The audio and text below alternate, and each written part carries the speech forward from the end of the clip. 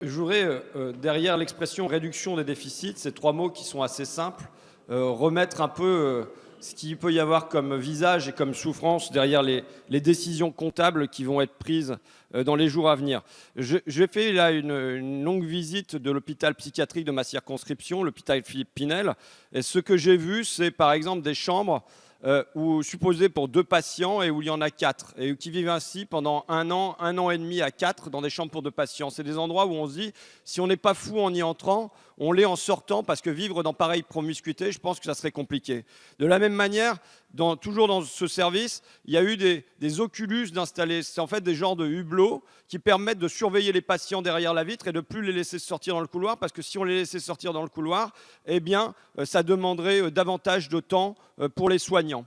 Donc c'est en fait une privation de liberté, et normalement cette privation de liberté, apparemment il faut qu'il y ait un renouvellement quotidien de l'autorisation. Maintenant, comme il n'y a pas de psychiatre dans le service, en gros le renouvellement se fait à peu près tous les 3 semaines. Alors, je voulais juste réagir aux propos de mon collègue Ruffin. Je ne peux pas le laisser dire que si les patients sont dans des chambres fermées à clé et surveillées par des oculus, c'est simplement pour un gain de temps pour les professionnels de santé. L'utilisation de chambres d'isolement, de chambres thérapeutiques, est soumise à des protocoles extrêmement stricts qui sont régis par la Haute Autorité de Santé. Et à ce moment-là, au contraire, les personnels sont d'autant plus présents que l'état de santé du malade requiert, en tout cas, une surveillance absolument rapprochée. Chers collègues, Madame Bonner, la vie que vous décrivez, c'est la vie dans les papiers.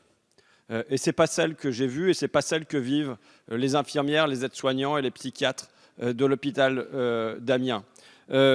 C'est un infirmier lui-même qui m'a fait faire cette tournée-là. Et je veux dire, cet infirmier qui me raconte ça est quelqu'un qui est en souffrance parce qu'il voit bien qu'il ne fait plus son travail. Parce qu'il voit bien qu'en n'ayant plus de psychiatre à l'intérieur de cette unité, il ne peut plus travailler correctement. Je lui demande où en est le projet médical, et je demande ça à la cadre de santé. Et on me répond, mais il n'y a pas de projet médical. Comment vous voulez qu'il y ait un projet médical sans médecin ?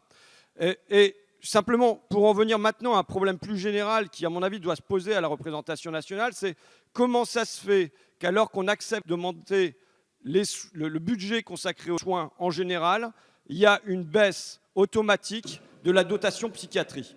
Je tiens à rassurer l'ensemble des députés présents pour dire que les établissements de santé, et notamment les établissements psychiatriques, sont extrêmement surveillés dans notre pays.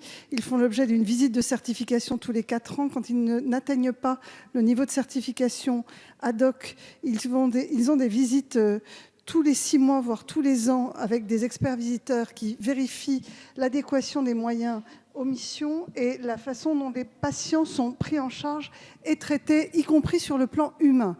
Donc, on ne peut pas raconter que dans nos hôpitaux aujourd'hui, des patients échappent complètement à une certification. Madame la ministre, je continuerai à le dire, et je continuerai à le dire de plus en plus fort si nécessaire. Pourquoi ? Parce que votre réponse, certes, il y a peut-être la certification, il y a des audits, il y a des choses comme ça, mais je crois qu'elle est sourde aux paroles des familles, elle est sourde au nombre de démissions de psychiatres du service public, et elle est sourde au sentiment de malaise des infirmiers. Et elle est sourde aussi, puisque c'est quand même vos fonctionnaires que j'ai interrogés, c'est la directrice de l'Agence régionale de santé des Hauts-de-France qui me dit que, je cite, globalement, tous les établissements psychiatriques sont à la baisse au côté budgétaire. Donc ce n'est pas moi qui l'invente, c'est une citation d'une de vos fonctionnaires.